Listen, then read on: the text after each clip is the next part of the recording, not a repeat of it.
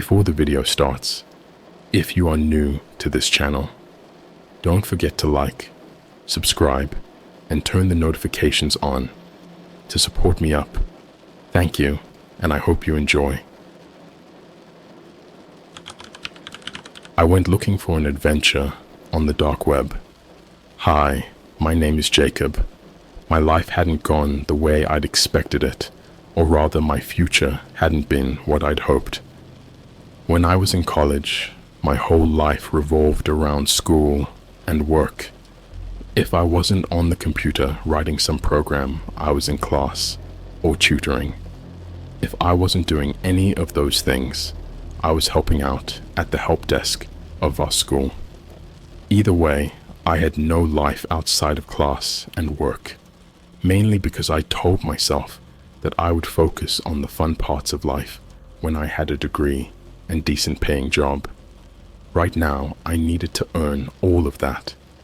When school finally ended, I was in a panic to get a decent job, because I knew not soon after Uncle Sam would come calling for me to pay back all the student loans I'd taken out. Suffice it to say that I wasn't being very picky and really just applied for anything that paid a decent amount of money. I didn't even care if it was related to my computer science major, just that it would pay the bills. I finally found a job with a small web development company, which seemed to be the big dream I was hoping for. It paid great. My coworkers were excellent.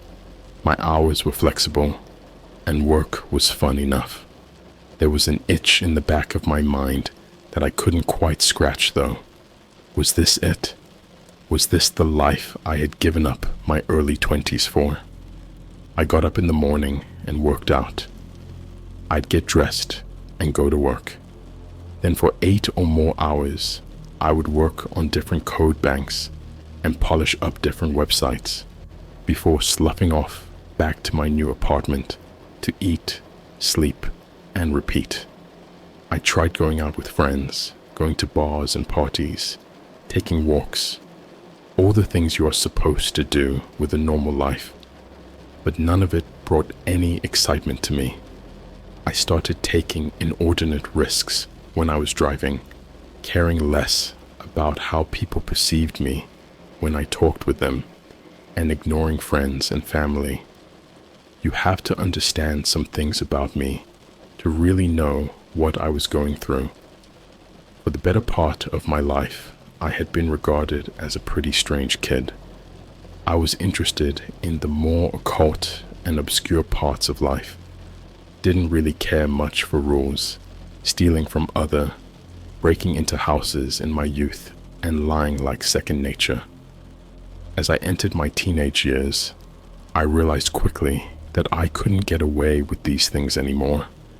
If I wanted to get ahead and decided to change a lot about myself, in essence, I learned to wear a mask and got so good at it that I seemingly forgot I'd been wearing it for all these years. I had even fooled myself with the boredom and mediocrity of life after college settling in.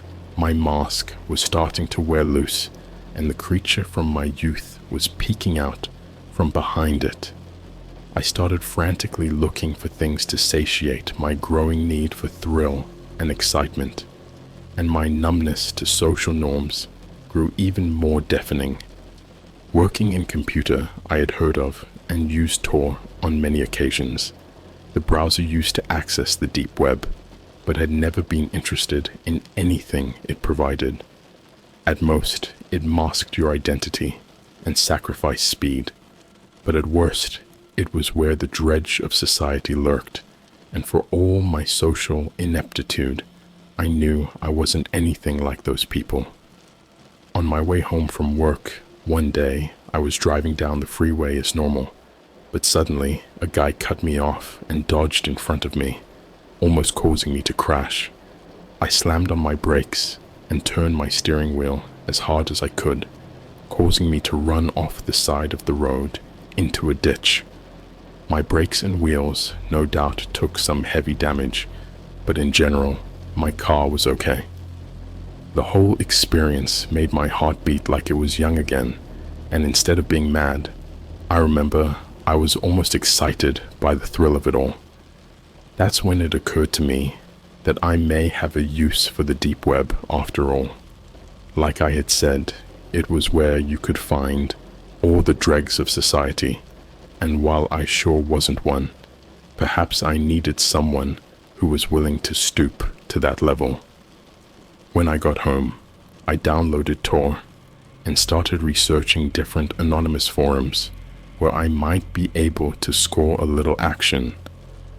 To the more experienced users of the dark web, I likely came off as a newbie, going around poking his head into places that he knows nothing about.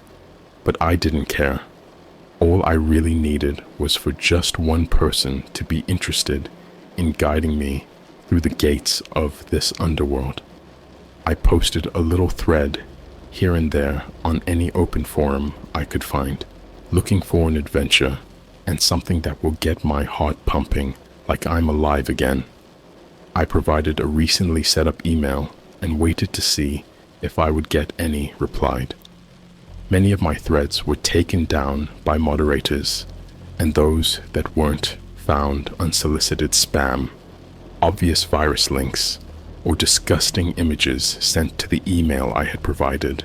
After a few days of no success, I learned of a few chat rooms that I believed might be more helpful with my search. These would be live conversations, so I wouldn't have to wait for replies, and they would hopefully be more welcoming to someone who didn't know a lot about this kind of thing. After posting my normal looking for adventure, most of the rooms booted me, either as a newbie or believing I was a cop. But in my very last one, I received a pop-up to talk with one of the chat member privately, which I was more than happy to do. There I was, at my desk, nothing lighting the room but my computer monitor. Sitting in the darkness, I chatted back and forth with this guy about my life and how I wanted something more interesting, risky, and fun. He said he had met many people who'd stumbled onto this chat looking for the same, and that he always liked helping them out.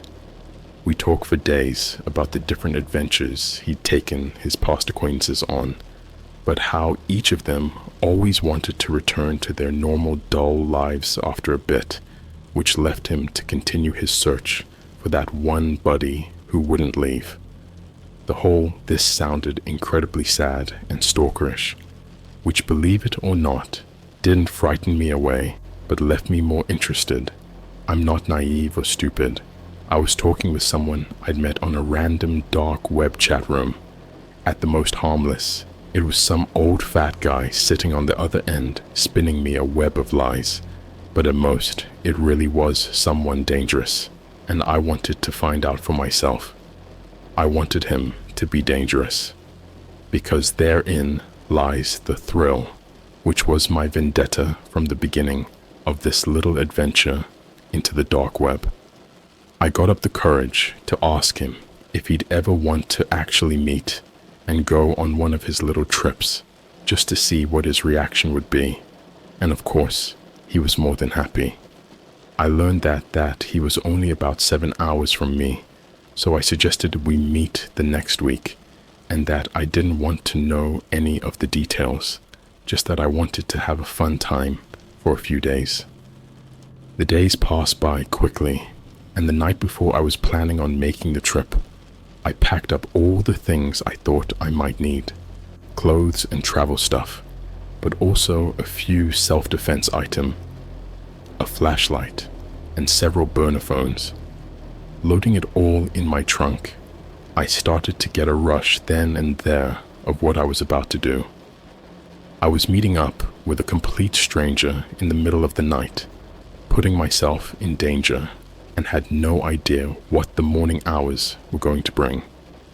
As I drove down the dark highway road, my lights beaming in front of me, I felt as alive as ever. The dull drudgery of my job, the boring routine of my life, it all just slipped away, Night and the passing cars gave a kind of quiet and peace to my racing mind. When I got to the town of my new friend's address, I really started to feel the excitement wash over me. I had given him the number of one of my burner phones, and he texted me, "Are you almost here?" I didn't reply, as I knew I was, and pulling over would have just taken more time. I winded up a road near the edge of the town, but definitely removed from public and prying eyes until I seen a house a little way in the distance. Pulling into the driveway, the reality of what I was doing started to hit me, and more than excited, I began to feel scared. My car lights shone strong against a large metallic garage door, and I seen a shadow move across the bay windows of what looked to be a living room. I received another text. "Come on in, the door's unlocked," it said. I took a deep gulp and opened my car door, the beeping startling me as I'd forgotten to turn off the engine. Pulling the keys out, I put a few between my knuckles and stepped out the seat onto the dirt, shutting the door behind me. My heart was racing and my breath getting more labored. Every instinct I had was telling me to turn around, and I looked back at my car, but I just kept moving forward. I heard every footstep I took in the dark night air, and I slowly reached out to turn the handle on the old door, cracked paint running down it, and a rusty handle. Inside the garage, a large white light hung from a cord in the center, over 2 pickup trucks, muddled and rusted from head to toe. The place was very cluttered, and I had to step along a narrow path until I reached a screen door just above a few steps. I kind of whispered to myself, "You can just turn around, just go back," but my adventurous and apathetic nature took over, and I took a few steps up and through the screen door as it squealed shut. Inside the house looked fairly normal, and I started to say hello into the room. "Is anyone there?" I didn't hear anything. I said it a few more times and started to walk forward into the living room I'd mentioned before. "I'm downstairs, just fixing the water heater," I heard come from behind me. "There's a wrench on the table. Would you mind bringing it to me?" I sure as hell wasn't going to do that. I wanted adventure, but wasn't going to willingly walk into God knows what kind of trap in a completely locked off room downstairs. All of those instincts that I should have been listening to from the get-go came roaring back into my attention, and I immediately turned around to get the hell out of there. Running up to the door, I turned the handle, but it refused to open.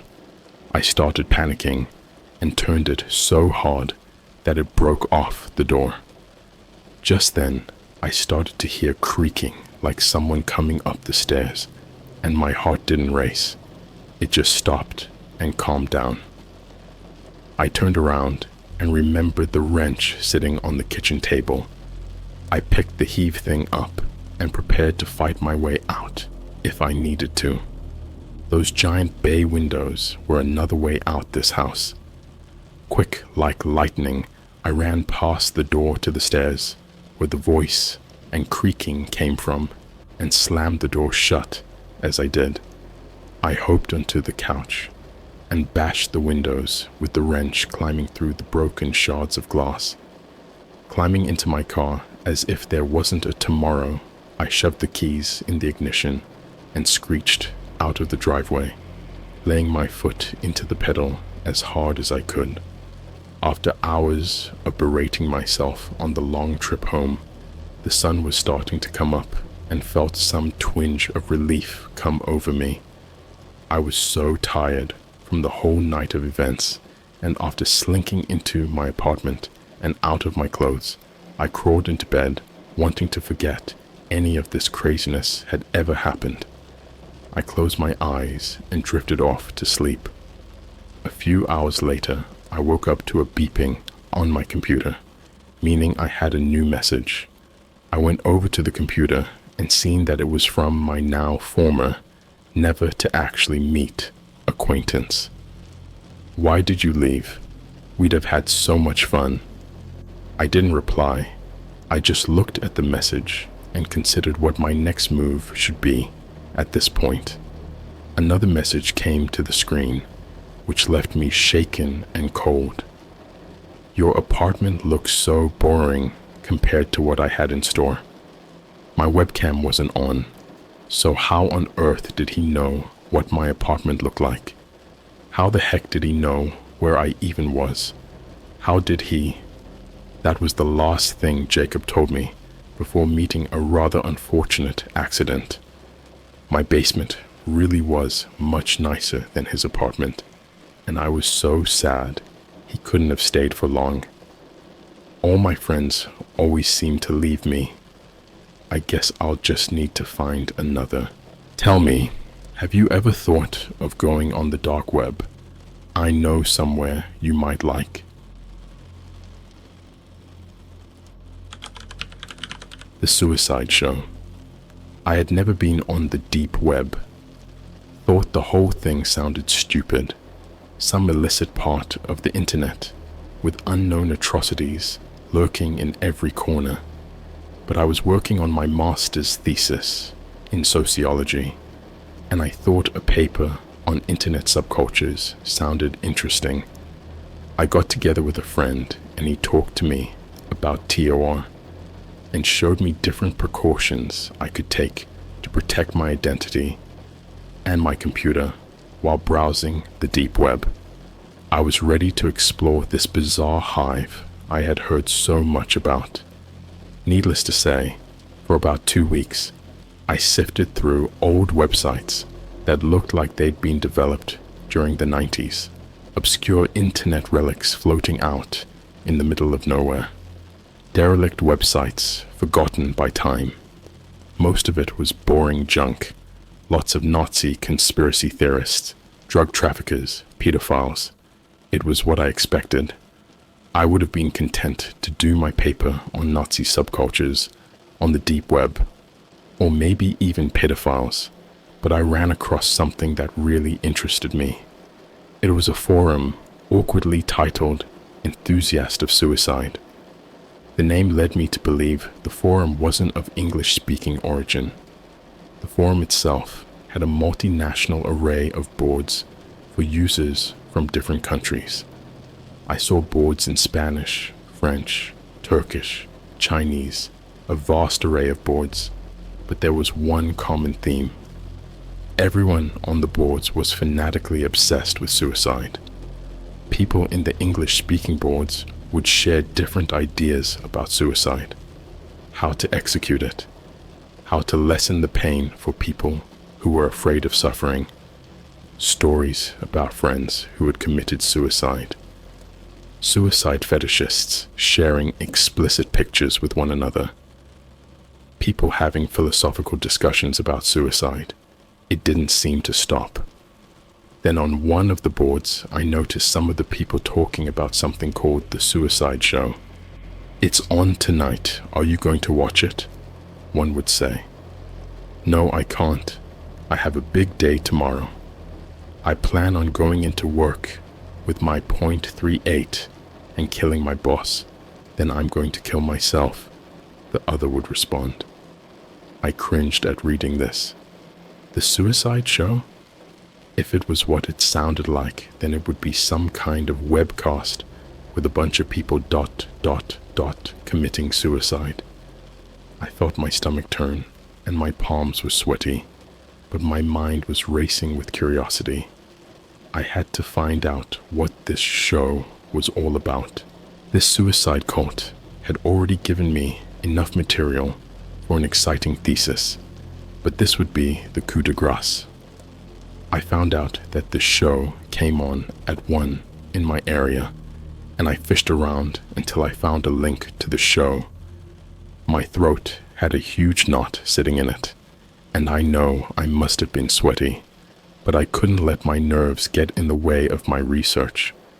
I was doing important work here. The live feed came on with an eerie sounding MIDI playing in the background. The film quality was grainy, as if filmed using a cell phone or a cheap camera. A woman with a microphone held tightly in both hands stood with a forced smile on her face.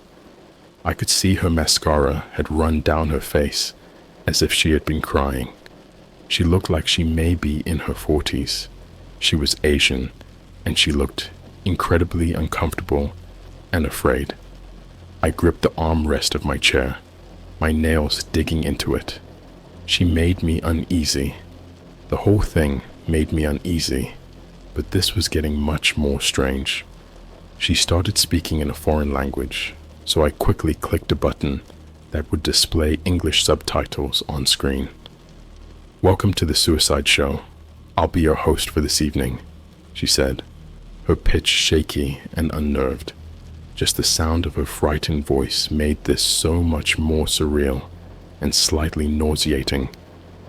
"Let's start the show," she shouted with uneasy and forced glee.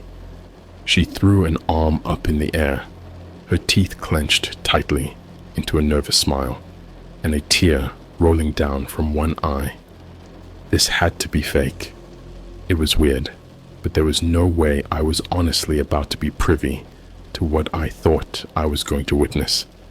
They tried hard to convince me this was some illicit game show from hell, that this woman was being held against her will like Vanna White at gunpoint, but I wasn't biting.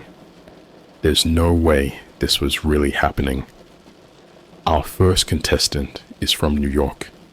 His name is Robert Howard, she read from a cue card nervously, looking up at the camera with wild eyes. She then lowered the card. I could see her hand shaking, and the compulsory toothy smile flash again as she lifted a hand to the air. A spotlight highlighted the area around a man sitting in a chair. He had a shotgun in his hands. I felt my nails dig deeper into my armrest. I clenched my teeth and watched on in horror. He lifted the shotgun to his mouth. I saw tears running from his eyes, and he fired. I could see the inside of his mouth light up for a brief second as a shot rang out, startlingly loud. I jerked in my chair from the sound of the blast. I saw his head jerk back briefly as a discharge of brain and blood hit the wall behind him. His head then lurched forward, his upper body slumped ahead, folding in on itself, his head dangling. I could see the top of his head. I could see the blood and the gore, and I could see smoke wafting from where the blast had penetrated. I had seen plenty of horror movies, and I had seen plenty of gore on the internet to know the difference. I placed a hand on my mouth. I felt the air vacate my lungs as I stared on in abject terror. "Judges?" the woman cried out, throwing her arm as the cheap camera swung around to highlight 3 people sitting at a table. They wore black masks with zippers that formed smiles for mouths, and white tape that formed X's over their eyes with small punctures in them so they could see the show. One judge held up a 3.8, the other a 4.0, and the last judge held up a 3.5. "Our next contestant is Carlos Riviera of Los Angeles," she said, moving on to the next man. This man stood still, wearing no shirt and a simple pair of jeans. He was holding something in his right hand, and his head was hanging low. He looked like he was focusing, concentrating on something, trying to steel himself.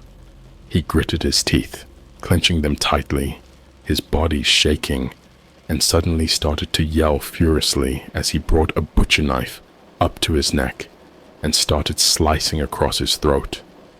The knife cut coarsely through the skin, ripping through flesh, but he didn't get across his entire throat before he fell to his knees and grabbed his gullet with his hands.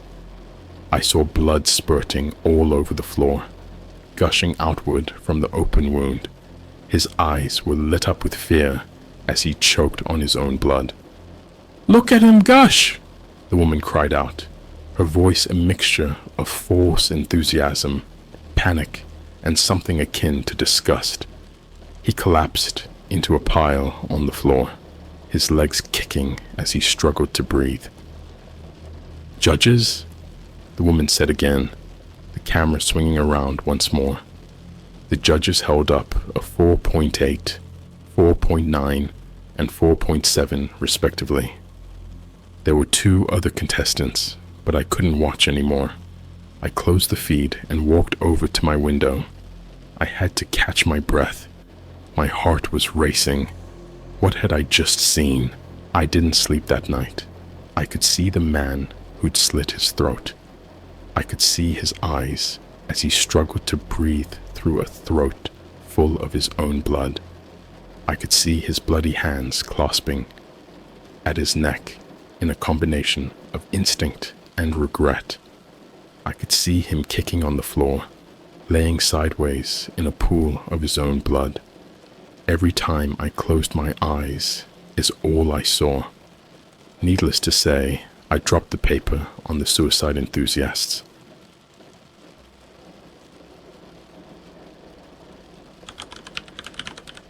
I joined a game of hide and seek on the dark web. I don't have much time, so I'm going to write this as quickly as I can. Yesterday, I was browsing the dark web to amuse myself, just seeing what sites I could find, to see if I could uncover anything interesting. I'd been clicking through several mundane links that led to dead forums or private sites that were only interesting to a very small subset of people.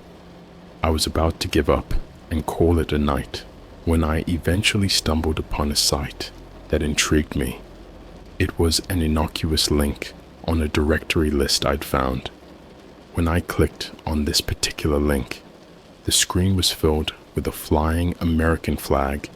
Standing before it was a very tall man in a very fancy-looking black suit, wearing an eagle mask.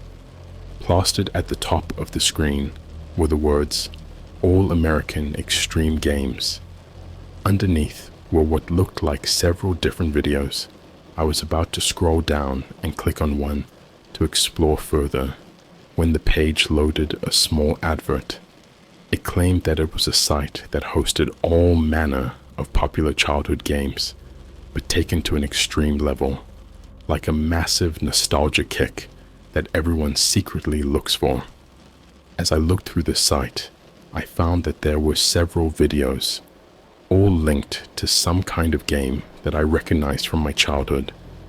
Among others, there was Red Light, Green Light, Simon Says, and my personal favorite, Hide and Seek. From the thumbnails, they looked incredibly fun. There were videos of a Capture the Flag game, where the contestants were running through what looked like a gigantic industrial estate, chasing down the flag bearers before tackling them to the ground and stealing the flag for themselves. A sense of excitement began to well up from within me. I remembered playing these kinds of games when I was a kid. It would be fun to have another go now that I was bigger. I eagerly clicked play on one of the hide and seek videos. I wanted to know how this whole thing worked. It looked so fun. The game consisted of a group of adults split into hiders and hunters. From the video, it looked like they were playing a massive game of hide and seek all the way across the city. When a hunter found a hider, there was a chase, ending in either the hider getting away or the hunter catching them. I imagined what it must be like. It was my favorite game as a kid, but as an adult, it must be even better. I'd be much better at it now too, I thought to myself. I'd pick much better hiding spots. Almost as if in response to my thoughts, a pop-up took the focus of my screen, pulling my attention back. It looked to be an advert. "Think you've got what it takes to win," it said. Intrigued, I read through it. As I scanned the ad, my heart skipped a beat when I realized it was for the next hide-and-seek game that the site was organizing. It was recruiting players. The excitement I'd felt initially when I found the site was nearly doubled now knowing that I might be able to join in.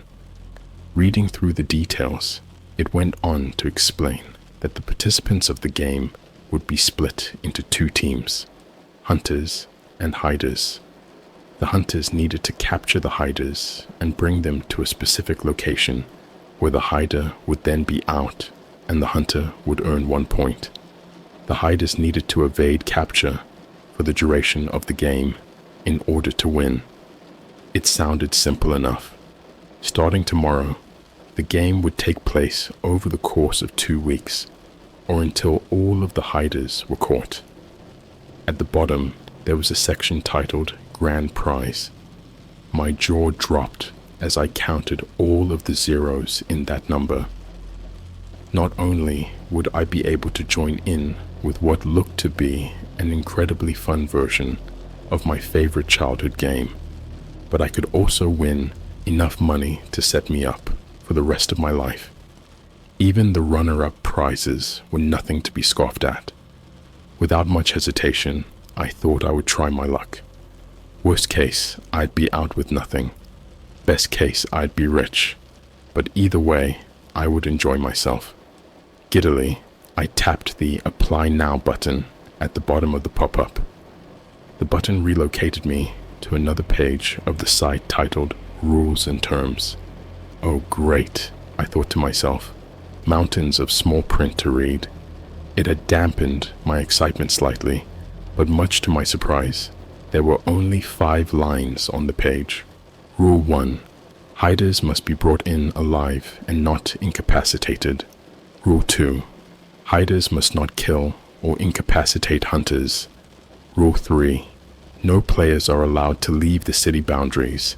This will be enforced by our agents. Rule 4. Anyone who turns off their phone location immediately forfeits the game. We will be watching for any signs of cheating. Rule 5. Once you're in, you're in. No backing out until the game is complete. At the bottom of the page was a small section for me to add in my details and sign up. I was amazed. There were hardly any rules. I guess that's what makes it extreme, I thought. A slight sense of apprehension welled up in me. I began to question if maybe this was a scam. Then again, the videos on the site looked real. And if this was real, and I missed my opportunity to join in, I would kick myself. Without giving myself time to question further, I quickly filled in my details and pressed apply. I know handing out your personal information on the dark web is generally a bad idea, but the excitement and the thought of that money quieted the voice in the back of my head, telling me it was a bad idea. The screen then changed to an image of the suited man wearing the eagle mask, tipping his hat to me with the caption, "Right on, you got this. We'll contact you when it's game time." It was done, hopefully. I'd signed up in time. The date on the advert had been tomorrow, so I was hoping I'd just beat the closing time. I watched hide and seek videos on the site for the rest of the night, trying to prepare myself for the game, to see what strategies others had used before.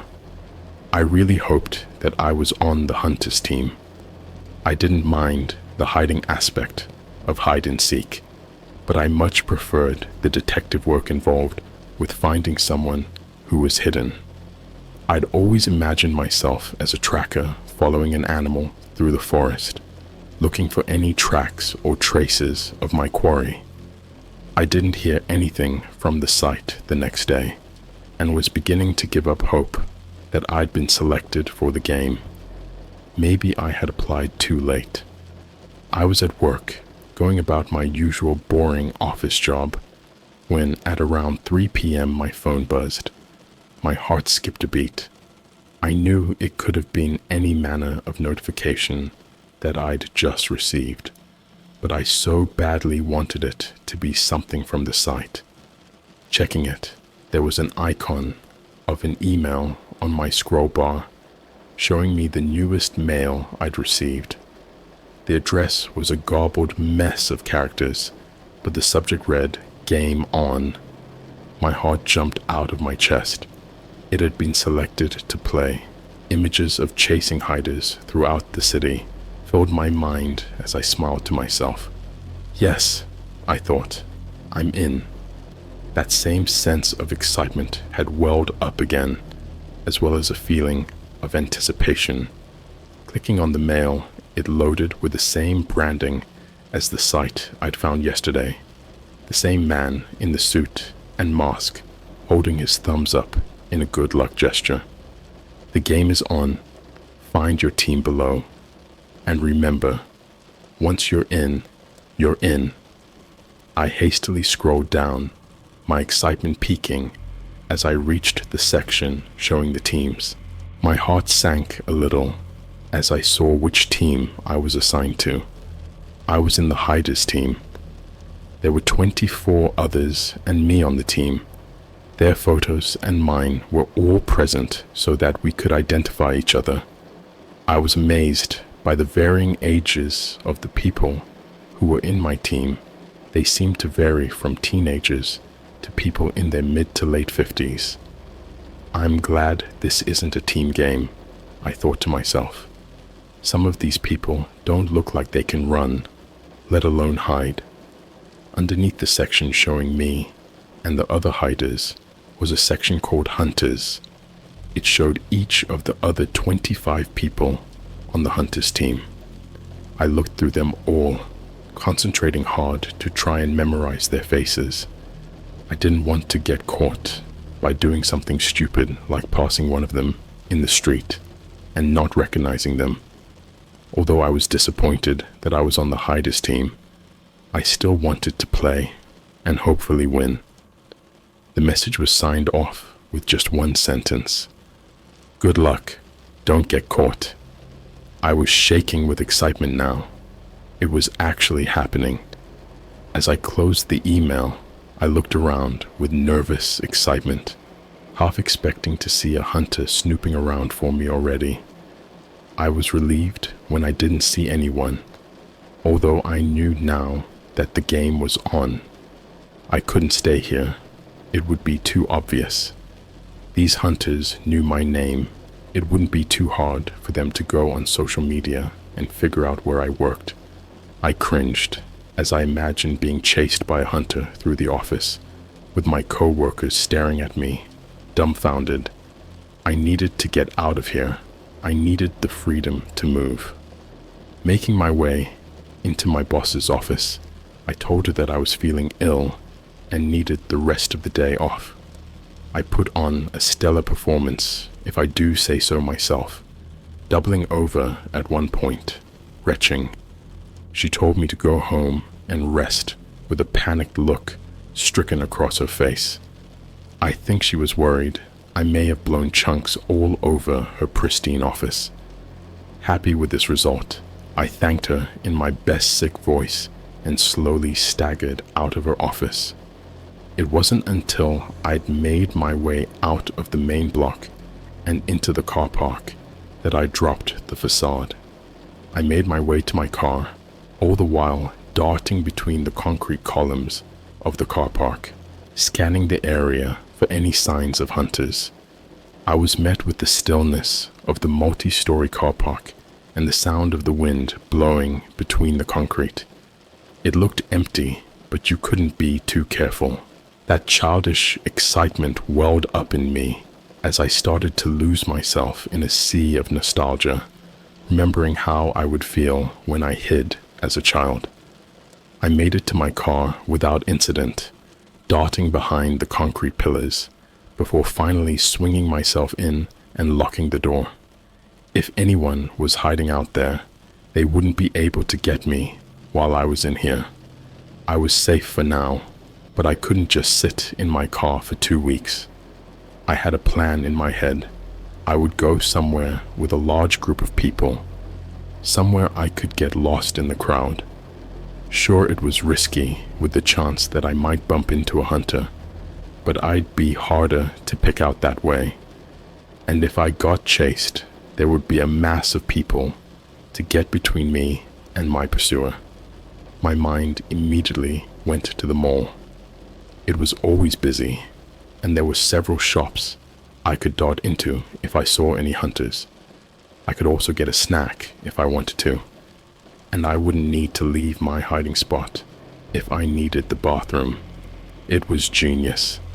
Satisfied with my plan, I started the car and made my way out of the empty car park, giddy with excitement, thinking about all of the money I could win. I pulled out onto the main road, busy with its regular traffic. The sun was shining, and everything felt great. I was on top of the world. I began thinking about how to evade a hunter if I saw one in the mall. Images of jumping over the aisles in the shops or throwing down mannequins to block my path filled my mind, and I chuckled to myself. As I was daydreaming, driving along, I came to a stop at a crossroads. I was waiting at the red light, reaching down to grab a bottle of cola from my passenger seat, when something reached my ears. It sounded like the screeching of wheels spinning on the tarmac. Some boy racer must have been trying to race one of the other cars at the stoplight. Bloody tool, I thought to myself. There was an ear-shattering bang, and everything began to spin. My vision blurred as I jerked violently to the side, slamming my head on the dashboard as the car seemed to slide sideways. I shouted out a startled scream as the bottle of cola was thrown through the air. The scent of burning rubber thickened the air, and the sound of shattering glass filled my ears.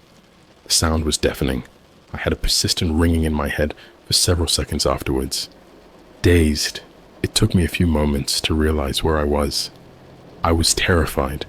I didn't know what was going on. As my senses began to come back to me, I realized that the passenger door seemed much closer to me now, resting just below my arm. There was something behind it that blocked the rest of the street from view. Something large and dark, with smoke billowing from it.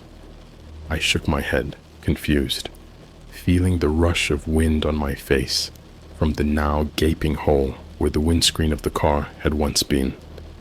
The sound of screaming came from somewhere in the distance. I couldn't make out exactly where. There was a metallic taste in my mouth, and my chest felt heavy. What the hell? I thought. What just happened? Then it clicked. The bang, the burning rubber, the missing windscreen, and the broken door. I looked out of the passenger window again and realized that the black shape was the front of a large black pickup truck. Someone had slammed right into the side of my car on the passenger side. They must have been traveling pretty fast, as both cars were totaled. Rage welled up in me. How badly must that asshole have been driving to have hit me? I was stationary, after all. They best have insurance. I could see faint movement through the windscreen of the other car. The driver must still be in there. I forgot about the game and focused on what was happening. As angry as I was that someone had totaled my car and nearly killed me, they were still in their car and might be hurt. I sat up and reached my hand for my door when I noticed the warm feeling on the left side of my face. Reaching my hand up and touching my face, my fingers were stuck with red when I pulled them away. I must have been hit pretty hard, I thought, staring at the blood on my fingers. I took in a sharp breath to scream and doubled over. Two of my ribs felt like they were being torn apart, my lungs pushing against their now shattered remains. I tried my best to shake the pain off. Thankfully, I was still numb from the adrenaline. Reaching for the door handle again, I pushed it and it moved, only to jam shut inches from opening. I sighed and tried it again, throwing myself against it. Immediately, my ribs flared in protest, and I had to take a second to catch my breath.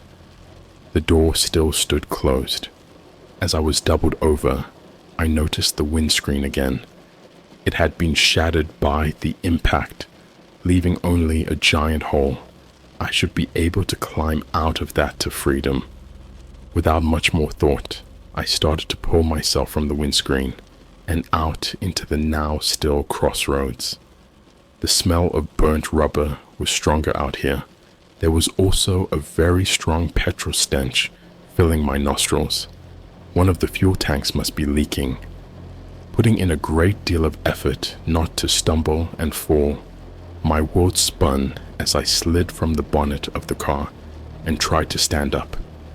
I couldn't tell if I was shaking from adrenaline, my shattered ribs, or from the crash, but I had to lean against the car to steady myself. As I raised my head above my now destroyed vehicle, flecks of shattered glass covering everything I could see like transparent snowflakes, I was able to get a better look at the car that had hit me. I was right. It was a large, black pickup truck. It had hit me dead on the side, crumpling my poor Clio instantly. From the looks of the rubber marks on the road, it had moved me several feet onto the pavement. I could see smoke hissing from under its now crumpled hood, its wheels jutting out at odd angles. There were several pedestrians looking on at the scene, horrified. That would explain the screaming I'd heard. I think some of them looked like they were making their way over to me, but I needed to focus on my task at hand, the other driver. I'd never been in a real car crash before. I'd seen videos online, but they didn't prepare me for this. I needed to get to the other driver to make sure they were safe. From where I was standing, I couldn't see into the car. Its window was shattered, although I could make out frantic movement from the inside. The driver was alive, and they obviously needed help. I staggered around to the front of the car, towards their driver's side window. They appeared to be frantically fighting with their seatbelt, aggressively tugging at it with both hands, attempting to get free. It must be jammed, I thought to myself, but there was something that didn't feel right about this. The way the driver was acting was odd. He wasn't panicked. He seemed frantic, but not in a shocked way. I made my way closer and knocked on his window. As I tapped on the broken glass, it lost whatever integrity it had left, falling to the floor in tiny crystal droplets. The driver whirled around to face me, staring me dead in the eyes. I stared back, all the while that odd feeling of apprehension buzzing in the back of my mind. Then my stomach dropped as I realized why I felt this way. He was a hunter. I recognized his face from the pictures in the email that I'd received. He was a hunter, and he was after me. He must have seen me sitting there at the crossroads and tried to take his opportunity. Then another thought hit me, making my already weak legs nearly give way. If this man was willing to T-bone my car for this game, what else was he willing to do? I know there are no rules banning things like this, but then again, there weren't many rules at all. I didn't know what this man was capable of, and I really didn't want to find out. With lightning speed, he shot his arm out of the window and grabbed my wrist. His grip was tight and snapped me out of my stare. His eyes were still fixed on me, and I could almost feel his determination to catch me. Rather than the giddy excitement that I had felt earlier, now all I felt was fear. I needed to get away as fast as I could. All that mattered was putting as much distance between myself and him as I could. I jerked my arm back with all of my strength, ripping it from his grip. He swore loudly, turning his attention back to his seatbelt, frantically yanking at it, trying to rip it from its socket to chase after me. I silently thanked my lucky stars that it had jammed when he crashed. Otherwise, who knows what state I would have been in. Terrified, I turned on my heel and began to stagger away. All the while, I could hear the muffled shouts of anger coming from the hunter's black pickup as he struggled in vain against the seatbelt restraining him. My mind was scattered and my head was pounding. I was pretty sure I had a concussion, but I carried on moving. I could just about see the mall from where I was.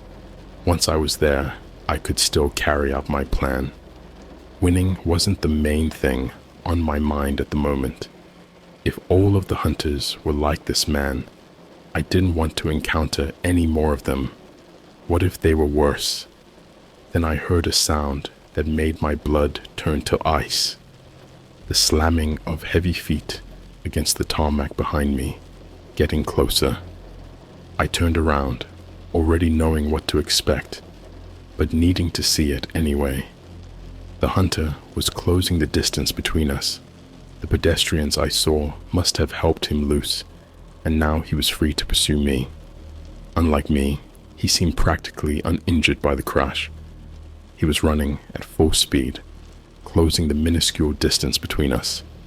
I had to get away. Turning to my left, I could see them all. So close. If I could just make it there, I could lose him in the crowd. All that stood between me and it was a busy main road, the cars flying by, oblivious to my plight. I couldn't see any way across, not that I'd be able to get to without being caught. Taking a deep breath, knowing that if I didn't move soon, that would be it. This lunatic would catch me, and who knows what state I'd be in at the capture location. Lurching forward, I staggered across the busy main road, taking the most direct route to the mall. I knew it was dangerous, but the terror of running across an active main road was far more appealing than the terror of what an unknown psychotic hunter would do if he had the chance. Cars veered around me as I limped slowly across, honking their horns in angry protest at my presence. I felt the wind off a couple of them, just narrowly avoiding hitting me. I even felt the cold metal of a large van as it whipped past me, but I didn't care. All I could think about was that mall, with the people and the shops and all of the hiding places. Looking back over my shoulder, my breath caught in my throat. The hunter was charging across the road at me. I was certain that he wouldn't have followed me across this road, that it would have been suicidal. But there he was, clumsily dodging in and out of the traffic. Another shot of adrenaline coursed through me. I could feel my aching ribs and thumping head, but the pain was dulled. I threw everything I had into getting across that road, my legs protesting at how hard I was pushing them. With one final effort, I managed to dance around the front of a large Ford, the wind from it rippling the back of my shirt as it narrowly avoided smearing me across the tarmac. I stumbled onto the embankment on the other side, and a small sense of relief washed over me. I'd made it. All that stood between me and the mall was the parking lot out front. That relief was short-lived, however, as the ear-splitting beep of a car horn reminded me of the hunter still pursuing me. I ran as hard as I could for the mall, my heart pounding in my ears, my legs screaming, and my lungs burning in my chest. I was nearly there. I could still hear the hunter's footsteps slamming across the road, mixed with the honking of the annoyed motorists. I was so focused on the mall that it seemed distant, far off. All that mattered to me, all that I allowed myself to perceive, was the mall in front of me. I only snapped back when I heard a loud, frantic series of honks, followed by a screaming screech of rubber behind me, then a petrified scream and the solid crunch of a metallic crash, followed by the subtle tinkling of falling shards of glass. There were several other heavy crashes and several more screaming horns that followed, creating a deafening cacophony. Still running, I chanced a glance over my shoulder. With a morbid sense of relief, I surveyed the scene behind me. There was a massive pileup on the road. There must have been at least 10 cars, all crumpled into a single horrific scrap pile. Other drivers were getting out of their cars to help the people still trapped in the mangled wreckage. It looked awful. Some of the cars behind had spilled across the embankment to get away, only to be hit by cars coming the other way. The entire road was filled with scattered parts and glass from this morbid blockade. It was awful, and I felt terrible for thinking it. But the only thought that came to my mind in that instance was how thankful I was that I couldn't see the hunter anymore. Barely waiting for the automatic doors to open, I forced myself through and made my way inside the bustling mall, thankful that there had been no trace of that hunter since the pileup. Walking through the crowded shopping center, I kept my head on a swivel, constantly scanning for any sign of hunters. Although I was relieved to have lost the one chasing me, the last thing I wanted was for another one to immediately spot me. I wasn't enjoying this anymore. I genuinely felt hunted, like an animal. This wasn't what I signed up for. As I walked, I noticed the horrified looks from the passers-by. They seemed to be making a conscious effort to avoid me, like I was some kind of social pariah.